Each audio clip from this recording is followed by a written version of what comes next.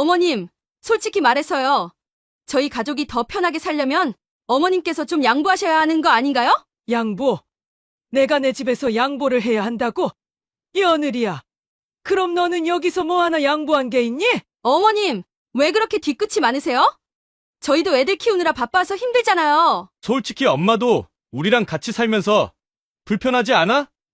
서로 좀 떨어져 사는 게 나을 수도 있잖아. 네가 네 손으로 네 엄마를 내쫓겠다는 거구나. 요양원 좋은데 알아볼게요. 서로 편하게 지내요. 안녕하세요. 실제 일어난 사연을 각색한 인생이 저녁빛 사연 채널입니다. 오늘은 내 집에서 쫓겨날 뻔한 정자 씨가 어떻게 당당하게 자신을 지키고 통쾌한 결말을 만들어냈는지 들려드리겠습니다. 구독과 좋아요, 알림 설정을 눌러주시면 앞으로도 억울함을 극복하고 인생의 교훈을 담은 사연들을 꾸준히 만나보실 수 있습니다. 사연 시작하겠습니다. 전주의 한적한 주택가에 위치한 오래된 2층 집. 이곳에서 68세의 김정자 여사는 조용히 은퇴 후의 삶을 즐기고 있었다. 그녀는 평생 초등학교 교사로 일하며 두 아이를 키웠고 남편이 일찍 세상을 떠난 뒤로는 홀로 가장 역할을 하며 헌신적인 삶을 살아왔다. 그런 그녀의 집에 어느 날부터 아들과 며느리, 그리고 어린 손자 둘까지 함께 살게 되었다. 처음엔 정자 여사도 기꺼운 마음이었다. 요즘 젊은 부부가 사는 게 얼마나 힘들겠어? 내가 조금 도와주면 좋지. 이렇게 생각하며 방 하나를 내어주고 가족이 늘어난 만큼 장도 자주 보고 집안일도 더 열심히 했다. 하지만 시간이 지나며 상황은 점점 달라졌다. 며느리는 집안일에 전혀 손을 대지 않았다. 처음엔 바쁘고 피곤해서 그러겠거니 생각했던 김 여사는 나중에야 며느리가 아예 집안일을 자신의 몫으로 여기지 않는다는 것을 깨달았다. 며느리는 늘 손에 휴대폰을 쥔 채 소파에 앉아 시간을 보내거나 집안 구석구석을 지적하며 불평을 늘어놓았다. 어머님, 여기 먼지가 쌓인 거 보이세요? 이런 건 신경 써두시면 좋겠어요. 이런 말을 아무렇지도 않게 내뱉으면서도 정작 본인은 청소도 설거지도 하지 않았다. 아들은 이런 며느리의 행동을 애써 모른 척하거나 엄마가 이해 좀 해. 요즘 힘들잖아. 라며 대수롭지 않게 넘겼다. 김 여사는 속이 상했지만 집안의 평화를 위해 말없이 견디기로 했다. 아침이면 가족들이 먹을 아침밥을 준비하며 하루를 시작했고 손주들의 도시락까지 챙겼다. 집안 곳곳을 쓸고 닦아도 며느리는 당연하다는 듯 이를 받아들였고 가끔은 어머님, 김치 좀 더 담그시면 안 돼요?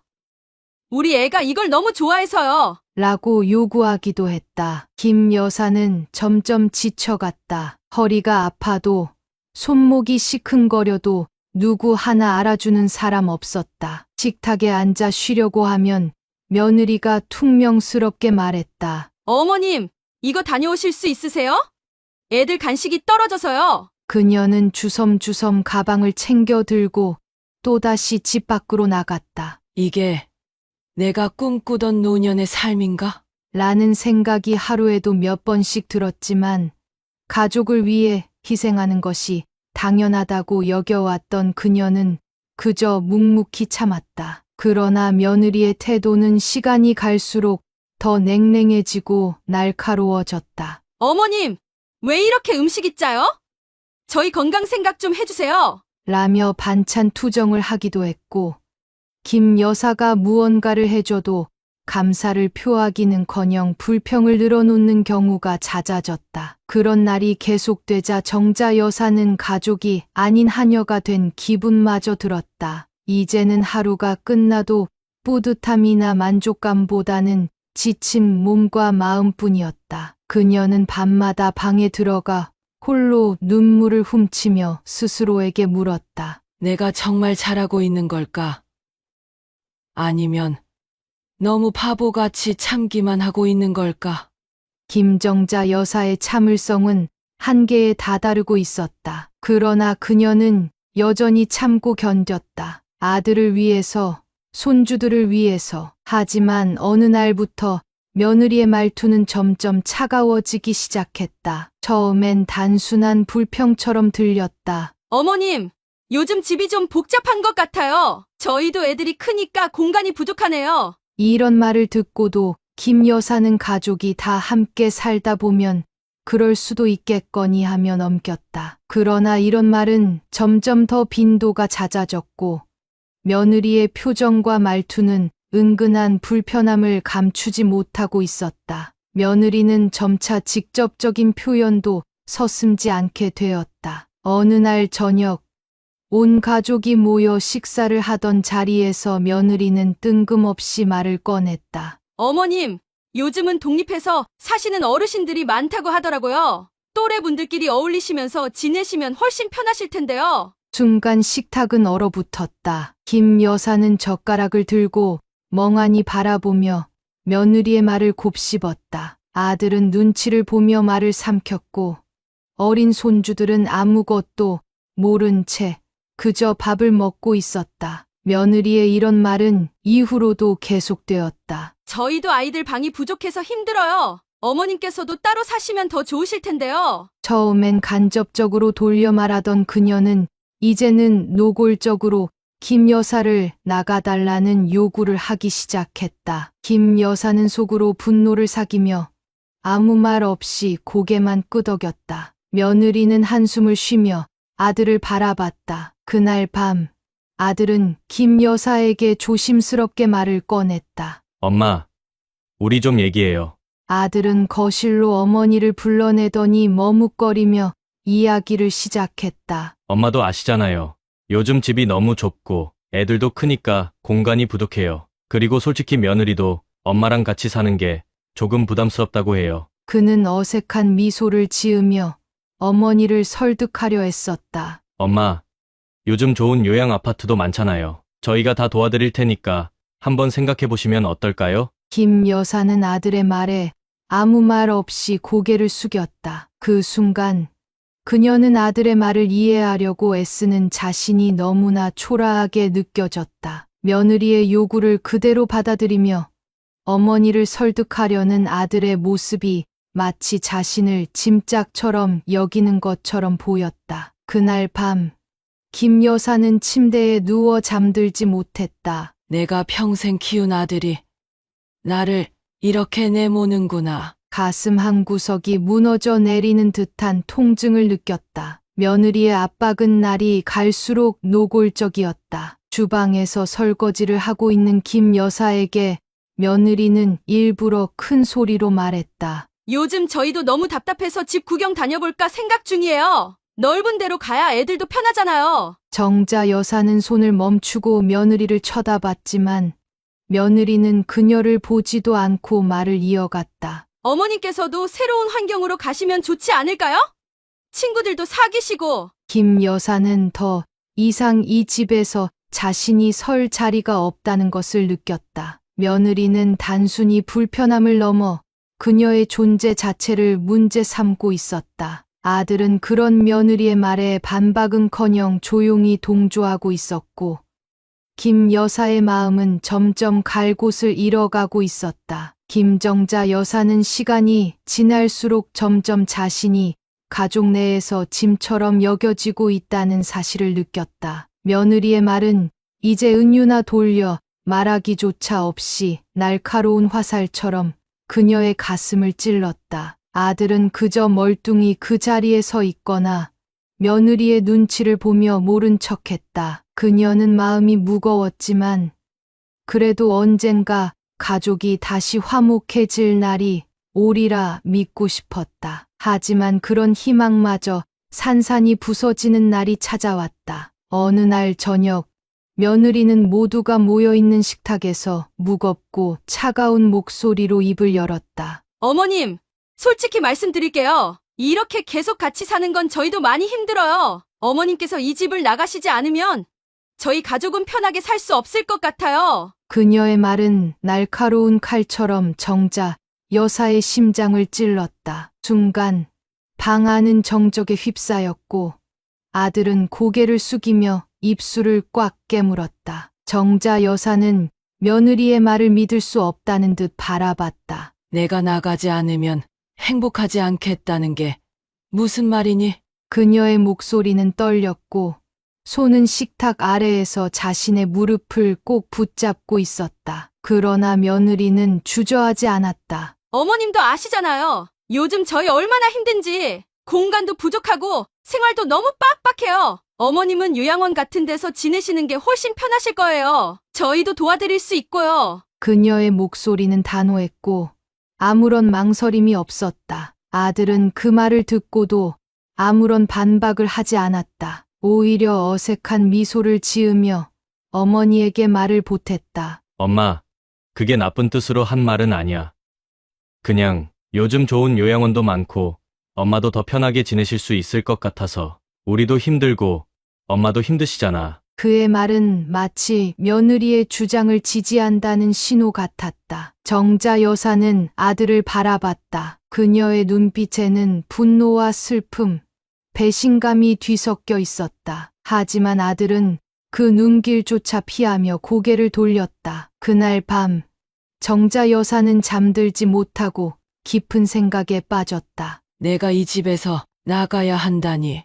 내가 평생 아들을 위해 희생해왔는데 이제 내가 짐이 된 건가? 그녀는 혼자 중얼거리며 눈물을 삼켰다. 그녀가 그토록 사랑했던 아들, 누구보다 아끼던 가족이 그녀를 내쫓으려 한다는 사실을 받아들일 수 없었다. 다음 날 아침, 며느리는 다시 한번 김 여사에게 요양원 이야기를 꺼냈다. 어머님, 제가 요양원 몇 군데 알아봤어요. 시설도 정말 좋고 어머님 또래분들도 많이 계시더라고요. 어머님이 가시면 더 편하게 지내실 수 있을 거예요. 그녀는 친절한 척 미소를 지었지만 그 미소 뒤에 숨겨진 차가운 계산은 김 여사의 가슴을 더욱 저리게 했다. 결국 아들마저도 며느리의 편에 서며 정자 여사에게 이별을 종용했다. 엄마, 이제는 엄마도 좀 생각하셔야지. 우리도 우리대로 잘 살아야 하잖아. 그의 말은 그녀를 절벽 아래로 떠미는 것 같았다. 그녀는 더 이상 아무 말도 하지 않았다. 다만 조용히 고개를 끄덕이며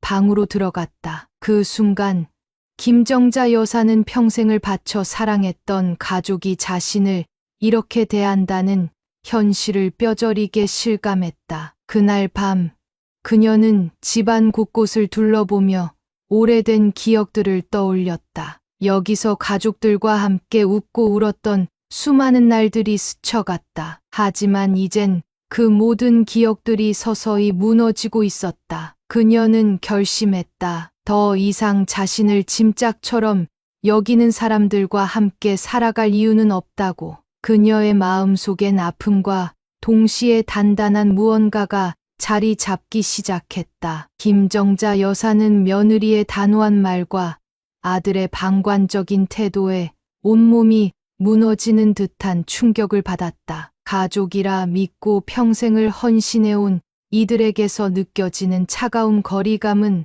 그녀의 마음을 깊이 후벼 팠다. 방으로 돌아온 그녀는 문을 잠그고 자리에 주저앉았다. 눈물은 멈추지 않고 흐르며 베개싯을 적셨다. 내가 정말 짐인가?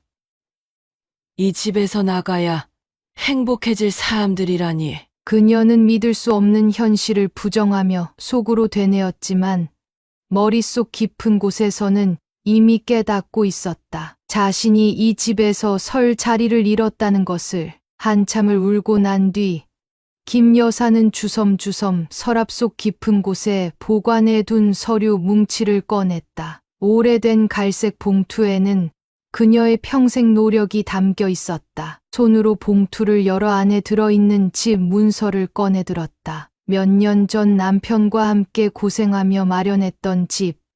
이후 남편이 세상을 떠난 뒤에도 그녀 혼자 힘겹게 지키고 관리해온 집이었다. 김 여사는 문서에 적힌 자신의 이름을 천천히 손가락으로 짚어가며 확인했다. 이 집은 내 집이다. 그녀는 속으로 되뇌었다. 눈물에 젖어 흐릿했던 시야가 조금씩 맑아지며 자신이 가진 권리와 힘을 깨닫기 시작했다. 내가 이 집의 주인이고, 내가 내린 결정이 곧 이 집의 운명이다. 그녀의 마음속에는 분노와 동시에 차분한 결심이 자리 잡았다. 가족들에게 희생만 하며 살아온 지난 세월이 떠오르며 이번만큼은 자신을 위해 무언가를 해야 한다고 다짐했다. 김 여사는 자리에서 일어나 휴대폰을 꺼내 들었다. 아직 이른 시간이었지만 그녀는 곧장 부동산 중개소에 전화를 걸었다. 여보세요.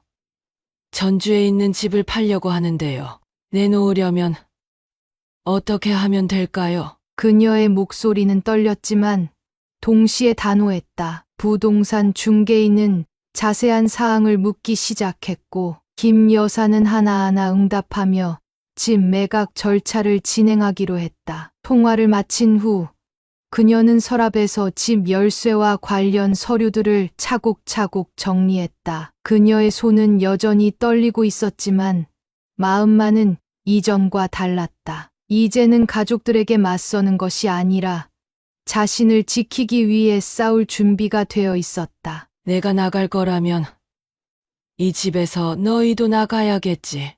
그녀의 속삭임에는 그동안 억눌려 있던 한과 복수심이 서려 있었다. 그날 저녁, 김 여사는 아무렇지도 않은 척 평소처럼 가족들과 함께 저녁 식사를 준비했다. 며느리는 여전히 핸드폰을 만지작거리며 소파에 앉아 있었고, 아들은 텔레비전 화면에 시선을 고정하고 있었다. 그 모습을 보며 김 여사는 차분하게 웃음을 지었다. 이제 곧 알게 되겠지. 내가 어떤 선택을 했는지. 그녀는 그렇게 혼잣말을 하며 다음 단계를 준비하기 시작했다. 이제 그녀의 눈에는 슬픔보다 결심이 가득 차 있었다. 며칠 동안 김정자 여사는 아무 일도 없었다는 듯이 일상적인 생활을 이어갔다. 아침이면 부지런히 밥상을 차리고 손주들을 챙겨 등교시킨 후에는 조용히 방에 들어가 앉아 있었다. 그녀는 마음속으로 다가올 순간을 차분히 준비했다. 부동산 중개소와의 연락은 이미 끝났고 매매 절차는 순조롭게 진행되고 있었다. 그 사이에도 며느리는 여전히 그녀를 무시하며 자기 중심적인 태도를 고수했다. 어머님, 요즘 애들 학원비 때문에 더 힘드네요. 이럴 때 어머님께서 조금 도와주시면 얼마나 좋을까요? 라며 은근히 금전적인 도움을 암시하기도 했다. 김 여사는 며느리의 말에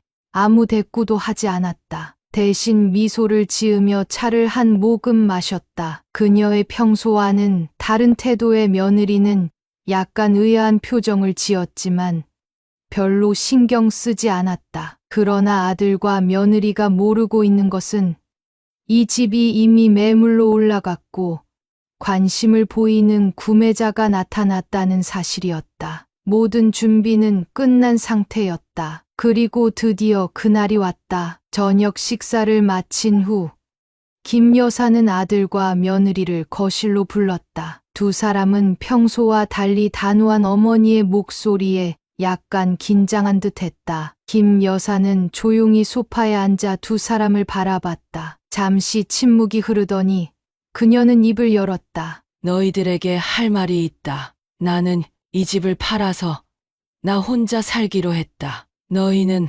알아서 하렴. 그 순간 방 안 공기가 얼어붙었다. 며느리는 놀란 눈으로 김 여사를 바라보며 말을 더듬었다. 어머님, 그게 무슨 말씀이세요? 집을 판다고요? 아들도 당황한 기색을 숨기지 못하며 말했다. 엄마, 그게 무슨 말이야? 갑자기 집을 판다니 무슨 일이야? 김 여사는 그들의 반응에 조용히 미소를 지으며 말했다. 이 집은 내 명의로 되어 있잖니. 내가 힘들어서 더 이상 이렇게는 못 살겠구나. 그래서 결심했어. 이 집은 이제 다른 사람에게 넘기고 나는 내가 편하게 살 수 있는 작은 집으로 갈 거야. 그녀의 목소리는 흔들림이 없었고 오히려 단단함이 느껴졌다. 며느리는 얼굴이 하얗게 질려 손사래를 치며 말했다. 어머님, 그건 너무 갑작스러운 결정 아니에요? 저희는 어디로 가야 해요? 저희도 준비할 시간이 필요하잖아요. 하지만 김 여사는 며느리의 말을 듣는 둥 많은 둥 고개를 저었다. 준비할 시간은 충분히 있었겠지. 먼저 나가달라고 강요받은 건 나였으니까. 아들은 엄마를 설득하려 애썼다. 엄마, 우리 잘못했어. 다시 생각해줘. 여기서 같이 살자. 우리가 더 잘할게. 그러나 김 여사는 냉정하게 말했다. 너희가 잘하겠다고 말하는 건 이제 중요하지 않아. 내가 나가야 한다고 했을 때 너는 아무 말도 하지 않았지. 그땐 내 마음이 얼마나 아팠는지 알기나 하니.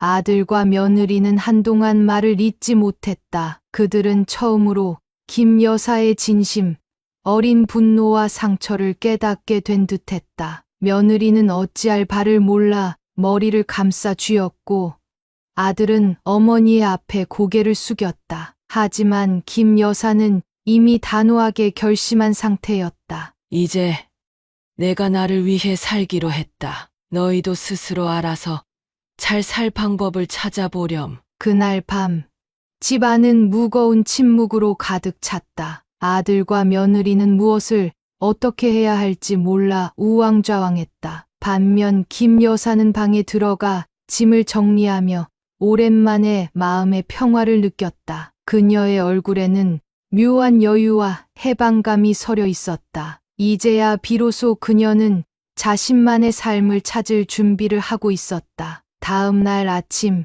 김정자 여사는 오랜만에 상쾌한 기분으로 하루를 시작했다. 그녀는 이미 마음의 결정을 내린 상태였고 모든 준비가 마무리되어 가고 있었다. 아들과 며느리는 여전히 불안한 눈빛으로 김 여사의 행동을 지켜보며 조심스레 다가왔다. 아들은 더는 버틸 수 없었는지 어머니에게 직접 사과하기로 마음먹은 듯한 모습이었다. 엄마, 진짜 미안해. 내가 너무 경솔했어. 엄마 마음을 전혀 생각하지 못했어. 우리가 잘못했으니까 그냥 여기서 우리랑 계속 같이 살면 안 될까? 아들은 진심 어린 목소리로 말을 이어갔지만 그의 얼굴에는 초조함이 역력했다. 며느리도 옆에서 고개를 숙이며 작은 목소리로 말했다. 어머님, 제가 너무 무례했어요. 다시는 그런 일 없을 거예요. 애들도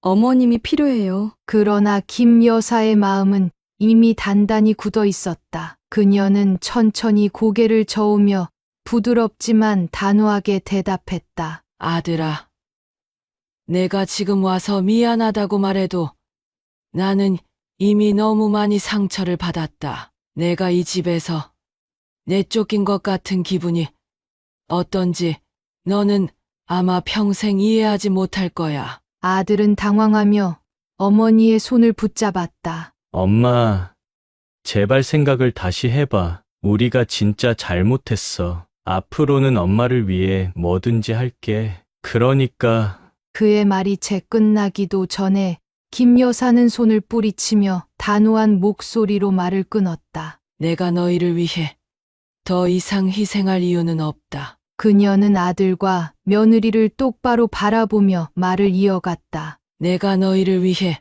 평생을 살았다. 아버지가 돌아가신 후에도 나는 너를 위해, 손주들을 위해 모든 걸 해왔지. 하지만 돌아오는 건 이런 대접뿐이더구나. 나를 위해 결심한 게 아니라 너희가 나를 내몰았기 때문에 내린 결정이야. 아들은 아무 말도 하지 못하고 고개를 숙였다. 며느리는 몇 번이나 말을 꺼내려 했지만 김 여사의 단호한 태도에 말문이 막혀버렸다. 김 여사는 마지막으로 한숨을 내쉬며 말했다. 나는 너희를 사랑하지만 그 사랑이 내가 희생을 강요당하는 이유가 되어서는 안 된다. 이제 너희는 너희 방식대로 살고 나도 내 방식대로 살겠다. 며칠 뒤 김 여사는 모든 짐을 정리하고 이삿짐 트럭이 오기를 기다렸다. 그녀는 오래된 거실을 둘러보며 이곳에서 보낸 세월을 되돌아봤다. 웃음과 눈물이 가득했던 기억들이 떠올랐지만 동시에 그동안 자신을 짓누르던 무거운 책임감도 함께 떠올랐다. 이젠 그 모든 것을 내려놓아도 괜찮다는 생각이 들었다. 이삿짐 트럭이 도착하자 김 여사는 마지막으로 집 문을 닫으며 짧게 중얼거렸다. 잘 지내라. 내 아들아, 나는 이제 나를 위해 살아간다. 그녀의 얼굴에는 후련함과 새로운 시작에 대한 설렘이 어우러져 있었다. 그날 저녁 아들과 며느리는 텅 빈 거실에서 서로를 바라보며 말없이 앉아 있었다. 이제야 그들은 어머니가 자신들에게 얼마나 큰 존재였는지 깨닫기 시작했다. 그러나 이미 늦어버렸다. 김 여사는 자신의 결심을 지키며 새로운 삶을 향해 조용히 걸음을 내디뎠다. 이사를 마친 김정자 여사는 작은 전셋집에서 새로 시작된 자신의 삶을 정리하고 있었다. 집은 아담하고 단출했지만 오히려 그녀에게는 마음이 편안해지는 공간이었다. 큰 집에 얽힌 가족과의 갈등에서 벗어나 혼자만의 시간을 온전히 가질 수 있는 곳. 그녀는 오랜만에 느껴지는 고요 속에서 따뜻한 차를 마시며 창밖을 바라봤다. 그동안 쌓였던 피로와 슬픔이 조금씩 가라앉는 기분이었다. 이제는 내가 나를 위해 살아도 되겠지.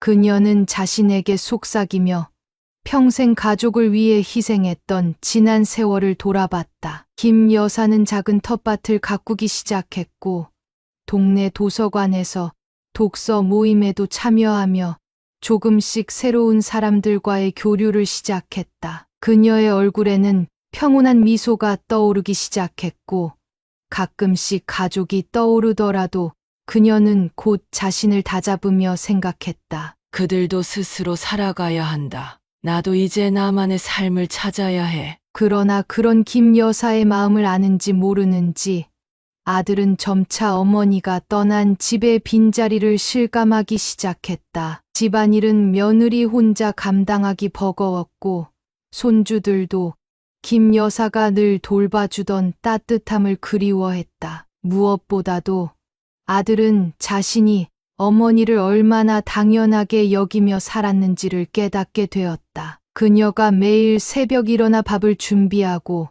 손주들을 돌보며 가족을 위해 모든 일을 맡아 했던 그 모든 순간들이 이제는 허전한 공백으로 남아 있었다. 어느 날 아들은 어머니에게 전화를 걸었다. 김 여사가 떠난 이후 처음으로 진심 어린 사과를 전하기 위해서였다. 엄마, 정말 미안해. 내가 너무 무심했어. 엄마가 얼마나 힘드셨는지. 이제 알겠어. 다시 돌아와 주시면 안 될까? 우리가 정말 잘할게. 이번엔 진짜야. 그의 목소리에는 간절함과 후회가 가득했다. 김 여사는 한동안 침묵했다. 수화기 너머로 들려오는 아들의 목소리는 그녀의 마음을 흔드는 듯했지만 동시에 지난날의 상처가 떠올랐다. 그녀는 차분한 목소리로 대답했다. 아들아, 너의 마음은 고맙지만 나는 이제 내 삶을 살기로 했단다. 아들은 눈물을 삼키며 다시 한번 어머니를 설득하려 했지만 김 여사의 결심은 단호했다. 너를 사랑하지 않는 게 아니야. 하지만 내가 더는 너희에게 휘둘리며 살고 싶지 않아. 내 삶은 내가 지켜야 하잖니.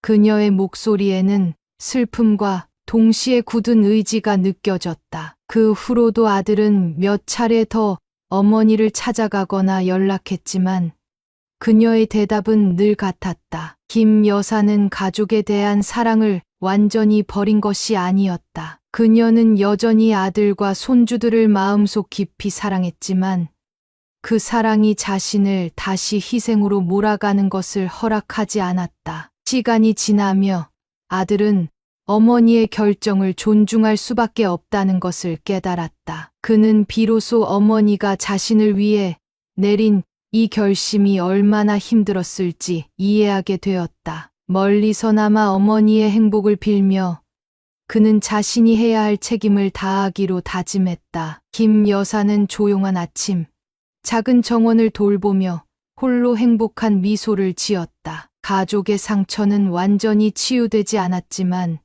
그녀는 스스로를 지키며 평온한 삶을 살아가고 있었다. 그녀에게 남은 상처는 그녀의 삶을 더욱 단단하게 만들어주는 흔적이 되었고, 이제는 오로지 자신만을 위한 시간 속에서 작은 행복들을 찾아가고 있었다. 여러분은 정자 할머니의 용기 있는 대처, 어떻게 생각하시나요? 여러분의 생각을 댓글로 남겨주세요. 오늘 사연은 여기까지입니다. 구독, 좋아요, 알림 설정을 눌러주시면 꾸준히 따뜻하고 감동적인 실화 사연을 받아보실 수 있습니다. 다음 영상에서도 더욱 공감 가는 이야기로 찾아뵙겠습니다. 시청해 주셔서 감사합니다.